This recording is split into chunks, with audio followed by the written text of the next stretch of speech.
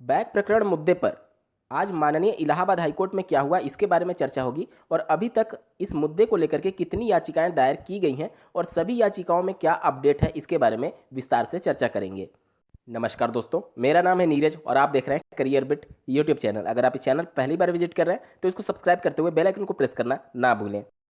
माननीय लखनऊ खंडपीठ में श्री लौकुश जी के याचिका पर सुनवाई करते हुए जो ऑर्डर माननीय कोर्ट के द्वारा दिया गया था उसके बाद से माननीय इलाहाबाद हाईकोर्ट में आज ज़्यादा कुछ करने को नहीं था। लेकिन जब मुद्दा फंसाना हो तो सरकारी वकीलों की ये दलील होती है कि उनको विचार करने के लिए कुछ समय चाहिए और यही आज भी देखने को मिला है। और माननीय इलाहाबाद हाईकोर्ट में श्री नितिन त्रिपाठी जी की याचिका पर अब दिनांक 22 अक्टूबर 2020 को सुनवाई होने जा रही है। यहाँ पर मैं बता दूं कि 19 अक्टूबर को जब ये केस लिस्ट किया गया था उस समय भी सरकारी वकील ने ये बोला कि आप किस बेस पर प्रमोट कराने की बात कर रहे हैं। वहाँ पर श्री नितिन त्रिपाठी जी के वकील के द्वारा ये तर्क दिया गया कि जब ये सभी अभ्यर्थी फेल थे तो आपने इनके तृतीय सेमेस्टर की परीक्षा के लिए आवेदन क्यों लिए। इसके बाद से सरकारी वकील ने इस पर विचार करने के लिए एक दिन का समय मांगा और आज केस लिस्ट किया गया था। लेकिन फिर से उन्होंने समय की मांग की है इस मुद्दे को समझने के लिए। तो निश्चित तौर पर एक बहस जरूरी है, लेकिन जानबूझकर डेट आगे शिफ्ट कराना और जब परीक्षा की तिथि इतनी करीब है ये थोड़ा विचारणीय होना चाहिए और उनको भी विचार करना चाहिए कि इससे एक दो बच्चे नहीं बल्कि पूरे डीएलएड 2018 बैच का भविष्य दांव पर लग सकता है।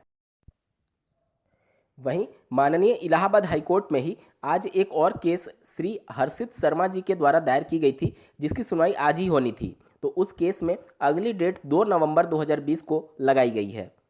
यहाँ पर मैं बता दूं कि माननीय लखनऊ खंडपीठ के द्वारा श्री लौकुश जी के केस की सुनवाई के दौरान अगली जो सुनवाई होगी वह 27 नवंबर 2020 को लगाई गई है। लेकिन उसमें कुछ खामियां इस वजह से हो सकती हैं कि भले ही एक हफ्ते परीक्षा को आगे शिफ्ट करने का सलाह रिस्पोंडेंट को दिया गया है, लेकिन रिस्पोंडेंट जो भी हैं पीएनपी और एससीईआरटी उनकी बातों पर कितना अमल करते हैं ये भी विचार करने वाली बात होगी। साथ ही 27 नवंबर का डेट लगाया गया है लौकुश जी की याचिका पर सुनने के लिए। तो अभी एक लंबा वक्त है और उसके बीच में सभी परीक्षाएं होनी है, तो निश्चित तौर पर बीच का डेट देना चाहिए था।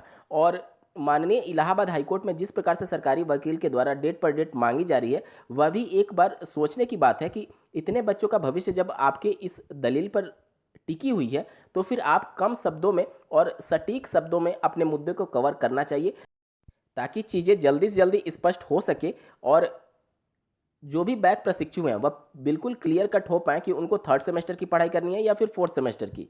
आप चीज़ों को परीक्षा तक इस प्रकार से नहीं लटका सकते। आपको जल्दी से ये कवर करना होगा और जल्दी से इसको सुलझाना होगा। तो कुल मिलाकर के 3 याचिकाएं दायर की गई थी बैक प्रमोट मुद्दे पर, जिसमें एक माननीय लखनऊ खंडपीठ में और 2 इलाहाबाद हाईकोर्ट में है।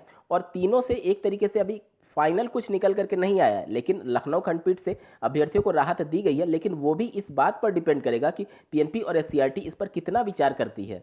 इस वीडियो को देखने के लिए आपका बहुत बहुत धन्यवाद। भगवान करे आपका दिन शुभ हो।